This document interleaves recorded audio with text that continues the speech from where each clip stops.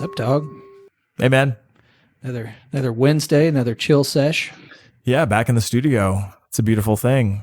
The audio quality really gets me going. That's why I got it. That's why I invested in all of it to impress people. It's almost as impressive as my sweet wrestling knowledge. You've impressed me with the wrestling knowledge a lot lately, actually. With my Moolah May. Yeah. Moolah May, the greatest two women's wrestlers of all time.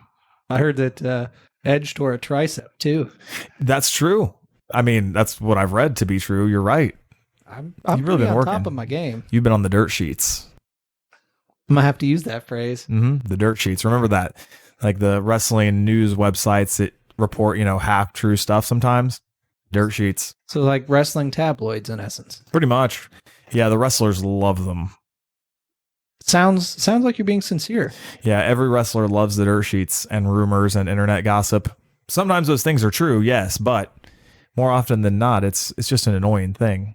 That's my life goal now. Well, podcast life goal for this podcast. I want the dirt sheets to write a story and cite this podcast as where they got the information. That would be great. We could probably have somebody do that, a plant, say that they heard something about some famous person. Maybe about how Sheamus almost got into an altercation backstage at a live event with me. Or pseudo-truths about how you have famous opening acts and things like that. I mean, that's at least partially true. I've main evented shows all over the world, Pete. Japan, Germany, Hungary, Denmark.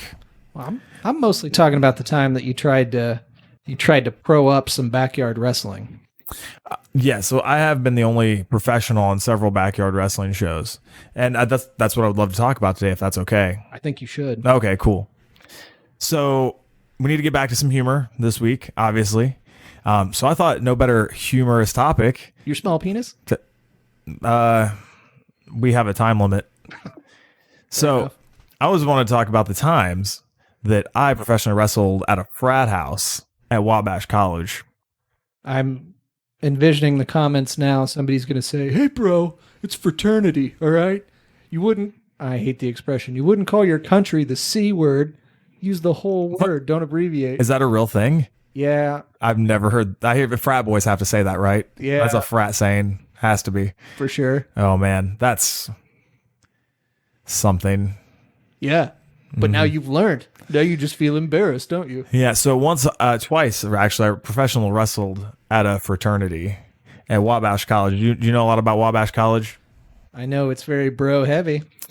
That it is. It's the college that when you tell people your senior year of high school you're going to, that they think you might be a little... effeminate? Yes. You might enjoy the company of other men? So Wabash College, to anyone listening that doesn't know, is in Crawfordsville, Indiana, and it's an all-male institution. Now they have fine academics. It has to be. I'm sure it has to be great academics. There's been a lot of graduates who've done great things in life, but... Yes, you're very focused on your studies and not about chasing tail. Ain't no chicks. Honestly, they may be more dedicated students than they were at Anderson University or at University of Southern Indiana, where we went. It's true. Bonus points if you know who went where. Yeah, respectively. So a few years back, I used to wrestle for this company called Infinity Pro in Bloomington, Indiana, one of my favorite companies to ever work for. And one of their employees, a professional wrestler who I do not get along with, hooked him up with a show at Wabash College because this is a 30-year-old man who really likes trying to party with 21-year-old little boys and girls. They ship in girls on the weekend from Purdue. By the bus, legit by the bus. There's a bus of chicks? Oh, yeah. I saw several buses of females get bussed down to Wabash for this party only. That must be how they keep the campus from like rioting or otherwise exploding. It's like, no. We'll bring in chicks, but on the weekend only. So much testosterone. So much testosterone. So you walk down the streets on a Thursday night and it's just sludgy with testosterone. I believe it. Yeah. So, professional wrestler I don't really care for. Actually, one that was with us, if I refer back to the Greasy Pickle episode, the guy responsible for me getting punched in the stomach actually lined up the show. So, some buddies and I get to go up to Wabash College one night and wrestle at, I don't remember the name of the house, so we're just going to call it the Beta House. Because the guy who organized the show is a beta. So we're just going to call it the Beta House. It's pretty generic, pretty safe. Yeah. I mean, that Who knows? I don't even know if there is a beta house there. Maybe that's where we wrestled. I don't know, but it was full of betas. We were the alphas. It was the alpha house for one night, Pete. We're now back to being less safe and more the guys who both use the term frat and called the entire membership of this group betas. All right. Yeah. So, and at the time I was, let's see, maybe 26, something like that. I wasn't as old as the guy who really wants to party with the young girls and boys. So we go up there, and I was told, hey, show starts at 10 p.m. Feel free to come up early, hang out, party, whatever. So, some friends and I drive up to the show, and we go up to Crawfordsville nice and early. We even found this really amazing hipster coffee shop. I think it was called the Bowery. And we chilled in there for a little while and got really hipster and cool. Single origin Ethiopian, I assume? Absolutely. I don't remember what the bean was or its origin for the day, but it was not. None of that blended crap. Yeah, exactly. It was a straight up single origin, probably Ethiopian. I want to say they had multiple ones, and even on the walls had where this bean is from and why it's ethically sourced and how it benefits that community locally. Did you turn vegan as well? Thought about it. If I hadn't went to hang out with all those betas later, I might have went full vegan that day. That would have been the turning point. Yeah. So we show up, we hear about all the stuff that's going on, and someone's like, hey man, there's also a big concert. The All-American Rejects are totally playing across campus. AAR? Show? Yeah, AAR. So I was like, oh dude, I want to hear the All-American Rejects. When do they play? And they're like, oh yeah, 8 p.m. I'm like, oh, the wrestling will start afterward. So I look at them like, so what you're saying is we're the main event. AAR opening for Jake Oman. That's the way I like it. Well, you were both performers on campus, and they went first. There's really no other way to interpret that. We closed out the night. We ended the party. So AAR had to open for us. So a couple of us walked over and enjoyed some AAR for a little bit, and all their classic song that I remember, My Dirty Little Secret. There's like a swinging one too, right? I don't know, because I confused them with so many of the bands that were out in that time. Because Swing Life Away, I think, was not them. That's not the name of it. It's Swing something, I think. I don't know. Swing Swing, I think, is also a song. Yes, that might be it.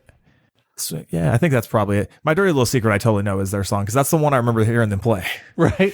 So, but it's one of those bands like lesser than Bowling for Soup, but kind of equal to Bowling for Soup. In fact, that you know a lot of their music and you just don't know who it is. Right, and it's all like kind of that early 2000s stuff that was somewhat different than the 90s stuff, but all kind of the feel-good kind of college movie rock. Yeah, great vibes. Like just the perfect Wabash College band, really. So they go rock it. We go over. We professional wrestle at the Beta House. Now, I'll say this fact. There were 2,000 people there to see AAR, and there were 400 people to see us. Slight difference, yes. Well, yeah, because they had to turn 1,600 people away at the door. Fire code, dog. Honestly, that's part of it, because the Betas have a good big backyard. They just nice fenced in, like concrete slab in the backyard for the ring. Don't know why, but it really only held about 400 people. Is that where they do their devil worshiping? Why do you just have a slab in the backyard? Yeah, I don't know. Like I kept telling myself maybe they had a basketball hoop at one time. I don't know. Yeah, I don't know either. Barbecue to grill. I don't know. Also, the house was awesome. Obviously, it's nice and huge. Had this great porch, like all the way around the back that wrapped around, like in patio and everything. So it was really dope. That was kind of like VIP seating. So like 400 people. This place is packed, like standing room only everywhere. Everyone's going nuts. Everyone's getting wasted, having a grand old time. Also, I was told that the cops pretty much in that town are like, you know what? It's cool if you underage drink. Just keep it on campus and keep it safe and don't drive. Is that part of the student handbook? Probably not part of the student handbook. They probably had to say they wouldn't drink, but what I've heard is like underage drinking in no way, shape, or form gets enforced in Crawfordsville, Indiana. I would say good to know, but that makes me creepy as I'm now way past the appropriate age to hang out with college kids and that. Yeah, I can't go back to the Beta House anytime soon. I would feel way too creepy about that. I felt kind of creepy about it then in like my mid 20s, like getting close to my late 20s. I felt a little weird about it. Neither here nor there. Didn't stop you from coming back a second time. Yeah, I came back. So we wrestled that night. It was a great night. That pretty much sums up night one, which was AAR opened for us. And then afterward, all these Purdue girls that were bussed in to hit on Wabash guys and get drunk with them wanted to hit on us because we looked like men. That's why you missed the in-between show. I mean, you guys don't know that yet, but there was this show, then a show Jake didn't make it to, and the third show Jake was there for. That was the problem. The Wabash bros were pissed that you were stealing some attention. I'll be honest, I'm surprised that the Wabash Beta Bros were so cool with the fact that we got so much attention from the girls. They weren't cool, man. They were just scared. So they wouldn't say it to your face, but you could tell when you didn't get the invite for the second year. You know, okay, I get what you're saying now. Yeah, maybe they hated Jake Oman a little too much. That would make sense because the show was full of a bunch of kids who aren't actually wrestlers but play wrestler, including the guy who ran the show. And yeah, I wasn't invited back the next year. They totally had a show the next year, and I was really disappointed when it came around because I wanted to go. The money was decent. It was a fun atmosphere. I could go to the Bowery, which totally shut down. Are there like male people who hang out with wrestlers and try and act like a bro, but are no way, shape, or form Oh yeah, like a wrestler, have ever been a wrestler, or will ever be one? Oh yeah, that's a thing, man. There are people around every show. They usually are like, they just become some stooge, like hangs around the promoter and they do some of the work, but they're never going to be one of the boys. I'm going to continue getting fat and do nothing but bicep work, so I look somewhat muscular, and then I'm just going to strap on a fanny pack and follow you guys around. Yeah, I'll tell them that you're a former worker or you're a real big deal. One time, a buddy of mine came with me to a show, and I told people he was a producer for WWE. That's awesome. Yeah, and he looked like a dude who would have been. He looked like a worker, and no one questioned it. That's funny. Yeah. Oh, a thing I just now remembered about the Bowery. One of the reasons we like that hipster coffee joint so much, it had a big thing on the wall, and it had a line at the top, and it was like, "Before I die, I will." And then there were, 30 blank lines, so everyone that came in could write up in chalk what theirs was. So like the four of us sat down and were like, yeah, what's going to be our thing? I'm going to make it on that bus with those Purdue girls. Yeah. And oh man, did I have the van at the time? I should have taken the van up there. I didn't. I rode with someone else. Idiot. But I wrote like, I will, I said something like travel the world and wrestle. I might have even said like a number like in 10 countries. I want to say I did. I'll look for this picture. Probably buried way deep on my Instagram. So if you want to creep me and like go way deep on my Instagram, that'd be cool. Yeah, you should have creepy fans that do that for you. Yeah. And since then, Pete, I've been to 15 countries. Well, I mean, you said 10, so I guess you're kind of a liar, but whatever. At one point it was 10. Like at one point I accomplished that goal. Yeah, that's when you should have stopped. And then I your goal. Exceeded that goal. No good can come from exceeding your goal. Yeah, excess is a sin. It's true. Mm-hmm. That was the Bowery. I followed it on Instagram, I think, and then when it closed down, I found out why. And that's how I actually ended up reaching out to one of my friends who went with us on that first year, and then I didn't hang out with the next year. I was like, hey, this place closed, and she was like, oh, that sucks. Got found out that they were unethically sourcing their beans. Ooh, it was. Let's see, where could it have been sourced from that would be disrespectful? I don't know. From the blood mines in India? In Southern California. Yeah. Not even like the OC, though. Like Sam's Club has their own it's coffee bean farm. Kirkland brand. Yeah. So I totally wasn't invited back the second year. But you know what? That's cool. Whatever. Now, year 3 came around, though. And I was hanging out with a buddy of mine a few days before. We'll call him Dale Patricks. And Dale was talking about he had the Wabash College show this weekend, and I was like, oh man, I'm so jealous. I can't be on that. The dude who runs it won't get a hold of me. Now, the main reason that dude doesn't like me is because I won't use him for my professional wrestling shows, Pete. And he makes sure to complain about it to every single person that knows me, so they will ask me for him to be on the show. That's why he won't use me for his shows. You should make some sort of goofy circumstances in which, well, this and this happens and you do this and this, I'll consider it. Just see how many hoops you get him to jump through. Yeah. See, I thought about booking him for one of my shows a few years back because at one point he started dating a buddy of mine's ex-girlfriend, and my buddy showed up to a wrestling show that guy was booked on, walked into the locker room, punched him dead in the face, and then just walked right out. I thought about booking that match at my show funny. And not tell the guy who he's working with. Like, yeah, man, just come to my show next week. And then he's working that friend of mine that punched him in the face. Oh, and you could make it like a mask match too. You think he'd be able to pick up on who he's wrestling with? Probably because my friend that did the punching only has one pec and he's real short. Have to draw one on. Yeah, we'd have to keep him in a t-shirt. Anyway, because of his grotesque deformities. Speaking of guys wrestling in t-shirts, I went back to the Beta House to wrestle with a bunch of guys in t-shirts the next few years, or 2 years later, because Dale told me, oh, hey, man, my opponent, another friend of his, can't make the show. So do you want to have a death match with me at the show? Because that was the requirement.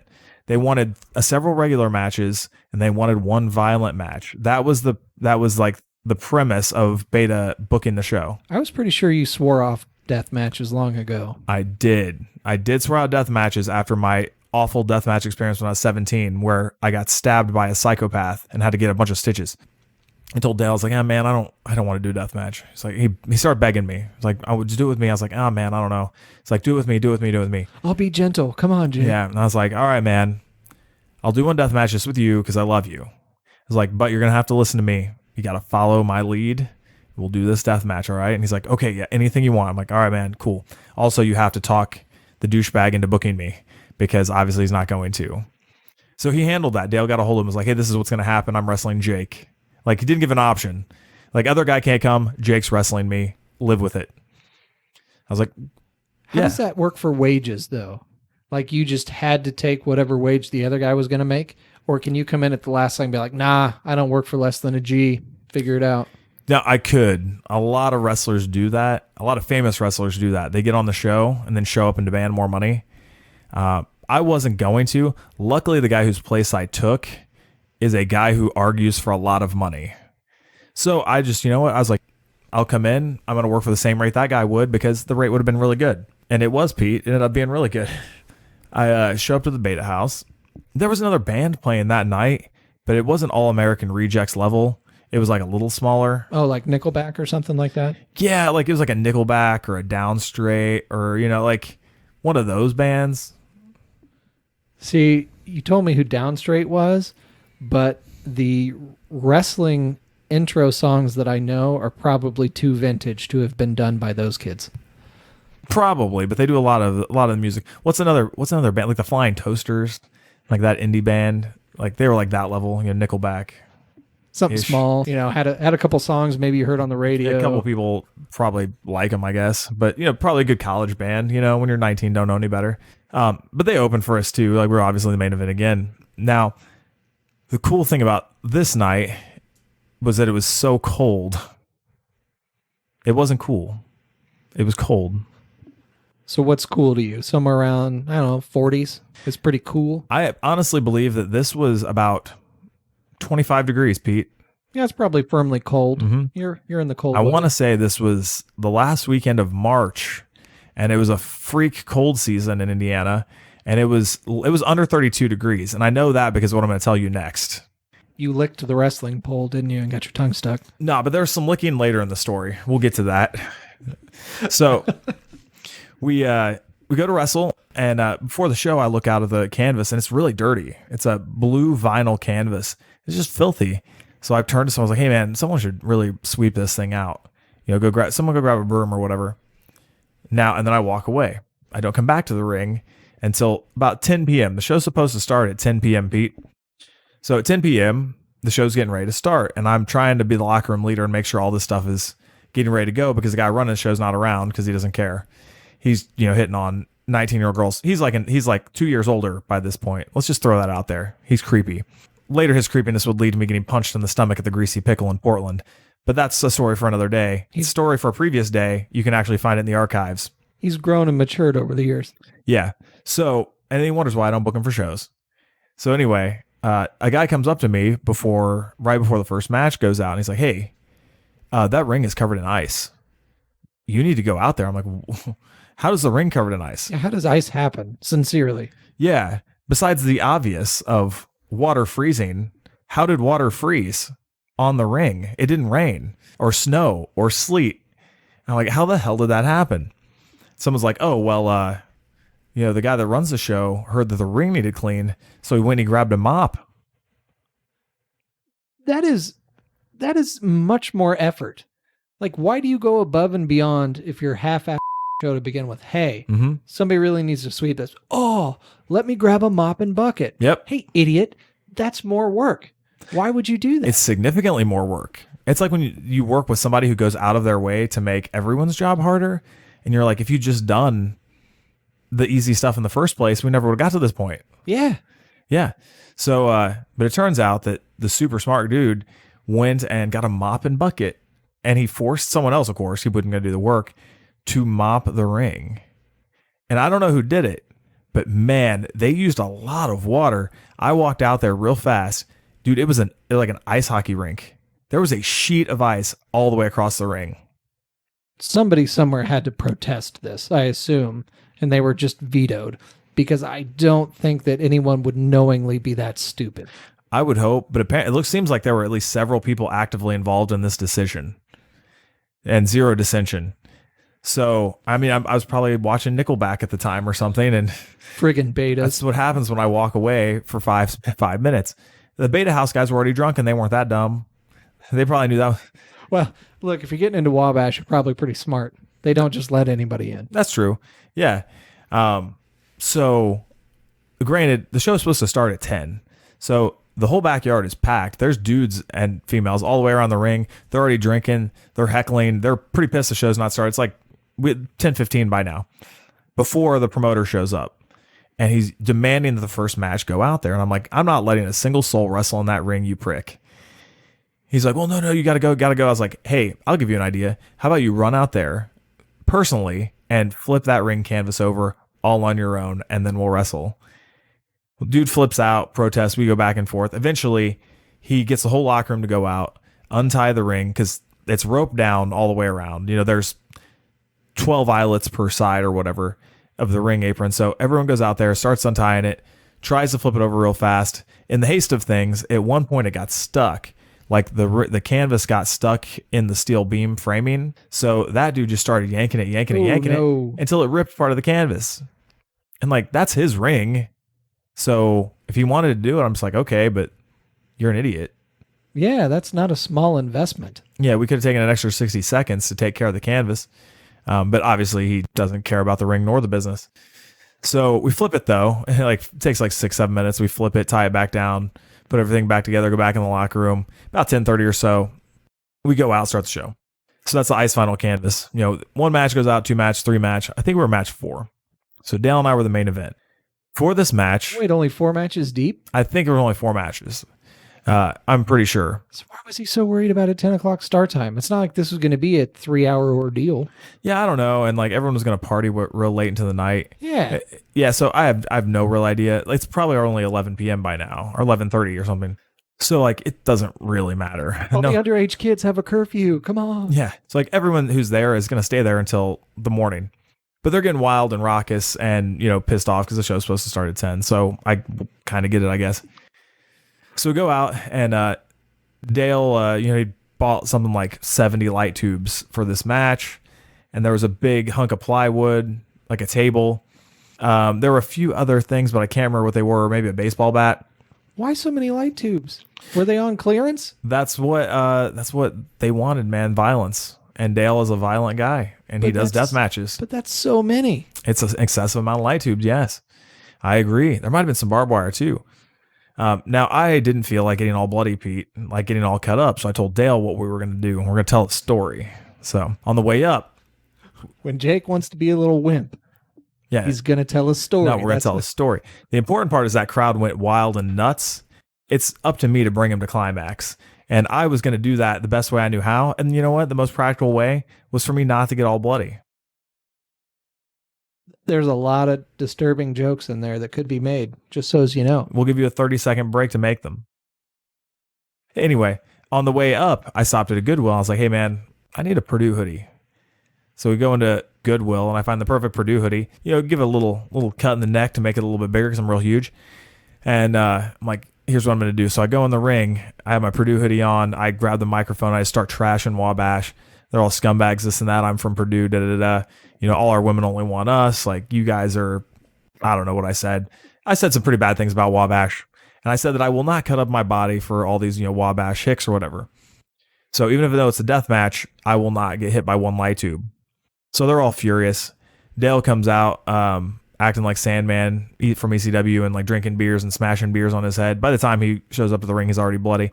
He slipped and fell on the way out. Related. So he gets in the ring. We start having our match or whatever. He keeps trying to hit me with light tubes for a handful of minutes. I keep stopping him.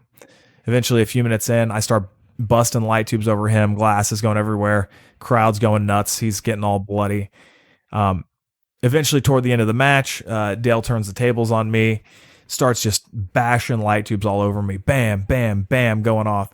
Now, I still have a hoodie on, luckily, so I'm not getting very cut up on this. Bam, bam, bam, but it doesn't matter because everyone sounds like a gunshot. Crowd's loving it. Then he goes to take off my hoodie. Like, yells to the crowd, "Do you want me to take off the hoodie?" Like, yeah. So he goes to take off my hoodie. He goes to take off my hoodie. Boom, I low blow him. I'm like, yeah, you're not going to be doing that. And then I said, I can't remember what I said. Oh, yeah. So I pull out a table. I'm like, you know what? I'm going to light this son of a on fire. So then I take off my hoodie because I don't want to burn my Purdue hoodie. Obviously, it's sacred to me. But I finally take off the hoodie on my own accord when Dale's all hurt. I throw Dale up top, start climbing the ropes. Hold on. I need to know when lighting a table. Yeah. So how does this happen? Lighter fluid and some kind of a lighter or a match? Yeah, so lighter fluid is what you want to do. Like, you just douse that sucker in lighter fluid because you want to stay on the table, and gas will or whatever will hit you. It'll stay on your skin. Right. Yeah, so you douse the table in lighter fluid. And I used an excessive amount of lighter fluid because I wanted this sucker to be a bonfire. And granted, now the whole ring is covered in glass. So I put up the table, and I'm like, oh man, I just hope that however this ends, I hit the table. If I'm going to hit the table. So, boom, I torch the table, jump up to the top rope to superplex Dale through the table. And I don't want to burn my hoodie, obviously, but he slides in between my legs, grabs me, power bombs me through the flaming table. Boom. Crowd just erupts, man, goes nuts. Everyone's just going insane, popping. Then he covers me 1, 2, kick out, 1, 2, 3, and then I'm done. I almost said kick out because I don't lose. Yeah, 1, 2, 3. It was an awesome match, man. It was a ton of fun. The only problem was when I went through the table, I bounced off and hit the mat and got some glass in my back. But it wasn't too bad. I didn't bleed that much. How much glass did the audience take? A lot. It always surprises me that so many people stand so close to the ring when glass is getting ready to fly. Because that's a liability. Yeah, I mean, all it takes is getting some in your eye and a quick blink and, oh crap, now you've just ripped up your eye. Yeah, and sometimes you don't know the glass is coming because I could be like kind of hiding the tube, and then Dale turns around, boom, I smoke him before anyone even notices, and the head of the light tube goes and flies in the crowd. Yeah. So kind of dumb, actually. Well, everything is obviously sharp, but even the end of it is relatively pointy, so there's not a part of this light tube that's going to be very pleasant if it strikes you. Yeah, in fact, that's how I got stabbed when I was 17 in the one death match I did. The dude stabbed me with a broken light tube, and it just stuck right in me. And then later he threw one at me like a dart, and it stuck in me. And that's why I have some scars on my arm and my side. Like, they haven't went away, dude. That was 16 years ago.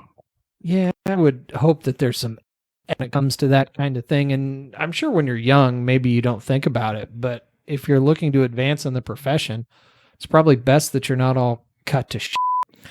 Yeah, a lot of the deathmatch guys are just covered head to toe. I've wrestled, Dale is, my buddy Adam is, I wrestled Jun Kasai, he is, Ian Rotten is, like, all these dudes I met in the business are just head to toe in scars, man. But I guess they have awesome stories. I get it's entertaining and you look tough, but sincerely, it's going to be real hard to be a face at any point in your career if you're all cut to shit. You just don't look the part. I just don't want scars, man. So, like, even after my death match, I had a handful of scars and I had some stitches in my face, and now I have a scar on my face. Now I'm real self-conscious about it. So I just, not worth it. I don't care how much I'm getting paid. I have to look at a death match as, how much are you paying me for that permanent tattoo? Yeah. Like, how much are you paying me to scar my face for life? Because if it's not an excessive amount of money, I don't want it. So that's why I worked this match the way I did. And I was like, I'll go through a flaming table because at least I can recover from burns. Well, yeah, because Nickelback opened. Yeah, I mean, that's what I was there to see. Their hit song. You can't think of a single Nickelback song? What was the first one? I mean, How You Remind Me. I had to hear How You Remind Me to remind me of the person that I needed reminded of. You should put that. Oh, Maybe. never mind. Maybe it was my female friend that came with me 2 years before that didn't come with me then. I was going to mock you by quoting a song, and then before I said it out loud, Nickelback didn't sing that one. What song? I was going to reference a Sheryl Crow and Kid Rock song. Picture? Yeah. Oh, that's a great song. Yeah, but not Nickelback. Two real musicians, not Nickelback. I like Kid Rock pre and post country. Speaking of which, I'm transcend genre. I'm just a Kid Rock fan. Yeah, I'll buy what I buy every day. Maybe on my way back to the office, I'll rock out some Kid Rock. Because you're an American badass. Well, I'm also that. Yeah. I also like taking pictures, referencing, the episode Take a Picture from Off the Cliff Pod, which you should all listen to. I recommend it. Jake's been working on his callbacks. Yeah, you should listen to that. That's actually the most important episode of this whole podcast. Is called Take the Picture. Look that sucker up. If not, it's on YouTube. Yeah, we had this great death match. It was nuts. And I didn't get too super bloody or anything like that. And I went through a flaming table, and I didn't really get super burned or anything. That was cool. Afterward, these two girls came up to me, and they did not leave my side for the rest of the night. And they were real cool. For your safety and security, right? Because all the Wabash kids hated you. Yeah, because all those dudes just wanted to jump me. And at one point, I turned to the... never mind. I'll repick my words. I turned to one of the females, and the cute one maybe, and I was like, "Hey, just curious, like, why are you talking to me so much?" And she's like, "Oh, well, look around. Like, they're all boys. You're a man." Oh. I was like, ooh. Ooh. And she also made sure to let me know like 3 times that she was 21. And I appreciated that because I felt real creepy being there at 27. I didn't need to feel worse. Check the ID, bro. No, I didn't, but I have checked females' IDs before. And the best way to do it, I found out, was like when you're traveling and you're on the road from another state, to be like, oh, hey, like if you're under 18, are your IDs vertical here? Because sometimes in states they have under 18 IDs are vertical, or under 21 maybe sometimes, or 21 IDs are vertical, right, instead of horizontal. And yeah, I've used that a few times. Like, oh hey, in Ohio, like your IDs are vertical, right, if you're under 21. Well played. Yeah. Also, there's a few other ones too. Like maybe asking girls if they're a donor. No way you weigh 110 pounds. Show me your driver's license. Show me that ID. Because that's going to be the truthful statement. Yeah. So yeah, that was wrestling in Wabash. Oh, also the rest of that night, because we had a really good night partying with all those people. All the guys were cool. Like I said, I'm surprised they were so cool because we got such attention by the females. But maybe like they bust in so many, it's not a big deal. Probably because you were bragging about how straight edge you were. They respected you. I was gonna say, yeah, I don't even drink, but all those dudes just kept offering me drinks all night. I probably got offered drugs too. I don't remember. Because you were so high. Yes, because I was so drunk. Dale walked around the rest of the night covered in his own blood, which, you know what, a little bit disgusting, but it's Dale. I love him, whatever. And at one point... So he didn't pick out all the glass and maybe hose himself down or anything? Nah, he decided he was going to do that later. Okay. Yeah, so he's walking around with not a lot of clothes on. Like, I think he's got his like singlet bottom. He may have put gym shorts on, all bloody. And at one point, a half drunk dude comes up to him. It was like, hey man, that was good, even though all that shit's fake, right? Like, hey, like that blood's all fake, yeah. And Dale's like, yeah, man, everything we do is fake. Of course this is fake blood. It's ketchup, actually. And Dale, like, drug his finger across his chest and then licked it. And he was like, yep, ketchup, yum, taste it. The dude did it. The dude actually wiped off a little bit of Dale's blood, put it in his mouth because he believed it was ketchup. And then you could tell the exact moment in that dude's face when he realized it's not ketchup. He flipped. I could see why Dale would do that, but also I would think as a courtesy, be like, nah, dude, don't. It's not ketchup. At least, because you don't know each other, and now you just got some guy's blood in your mouth. That's disgusting. Way disgusting. But it's like, I can't knock Dale for it. The idiot did it, you know? Yeah. When's the last time you've ever eaten food off a man? If your answer is sooner than never, that's not normal. Yeah. I mean, if you're a female, whatever, different, maybe whatever. Mm-hmm. But yeah, dudes just don't go licking stuff off of dudes. I wouldn't. Yeah, I've not done it yet. No. It's like, but yeah, that guy did. I mean, for the record, I asked to see Dale's most current blood work like 3 days before the show when I agreed to do it. And Dale's clean. So, like the dude's going to be fine, but oh man, that's just gross. Yeah. I don't know. Billy Bob and old Angelina Jolie, I guess they wore a vial of each other's blood around their necks when they were married, but I don't know. Blood is one of those things that I don't know a lot of people who are into it, and like why you would want it in your mouth, I don't know. Yeah, like do they drink each other's blood or just have it in a vial? They probably didn't drink it. No, just a vial. Yeah. Like I don't know of an opportunity where it's ever like, oh yeah, I got a little blood in my mouth. It's always ew. Yeah, exactly. I don't think about the blood of like anything in your mouth. No. I mean, I'm cool with raw steaks and stuff, but that's a little different. Or if you're Ozzy biting the head off of bats, I get it. It's part of the deal. Yeah, I think he didn't even mean to. So, yeah, that was those were the 2 years I spent with a whole bunch of betas, bro. And I mean, honestly, I'm coming up my 16-year anniversary in the business, and it's been about 16 years of those betas. But these were the 2 years we did at the beta house. Looking to go back? Yeah, I totally would. But now it's just so weird. Like now I'm a decade older than all of these people. Yeah. And now I bet if a girl there says, look, you're a man, it's not the same context. It's more like you're creepy. Get the hell away from me. Yeah, it's like, unless it's like, you're my dad. Oh. Ooh, now there's a new demographic of girls that are going to hit on me at beta shows. Yeah. Ooh, you should rent a car. Just like pull up in a Mercedes. They'll think you're doing something. That would be pretty funny. I'd be like, yeah, I'm the super famous wrestler here. Honestly, I think every time someone asked me if I was a wrestler, I said I'm the wrestler. Dude, Hertz is bankrupt. I heard. All their cars are super cheap. Like, super cheap being you can buy a 2019 Mercedes convertible for $30K. Mm-hmm. Not that they're obtainable for everyone, but it's like, man, if you were in the market, you could just roll up in a Mercedes convertible and be like, boom. I heard Dylan Bostic told me this today. He said he found this like brand new Dodge Challenger. Yep. For, 20 grand, 30 grand, or 20 grand less than it's supposed to be. And I was like, yeah, man, dude, buy it. I don't care. Like, my Ford Escape's pretty good. Ford Escape can't go 0 to 60 in under 6 seconds, boy. It really can't. Do I need to? I haven't pissed off that many people lately. A lot of it's not about need. It's just about knowing you can. That's true. That guy I talked to last week at my gym told me all about cars. And it really matters to him. Was your boy Bruce still got his Charger? Oh, yeah. Totally does. Mm-hmm. Still wear gloves when he drives it?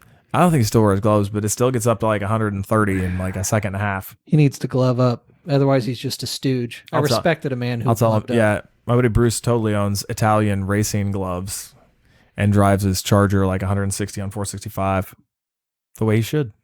So that sums up a whole bunch of betas today on Off the Cliff Pod. We are available on all social medias at Off the Cliff Pod, at Multimedia Hustle is Pete, at Jacoman 2012 is me. And hey, I'm actually probably going to be wrestling soon again. The world is coming back. I might wrestle this weekend. How cool. Wabash 2021. Wabash 2021. Yes, please. If you have an in at a frat house or a sorority, we don't discriminate. That actually might be better. Yeah, you know what? Go ahead, put in a word for us. And we'll wrestle at your campus next year for a reasonable price. White River Wrestling returning in 2021. Hopefully by the end of the summer, actually. But 2021, our college tour.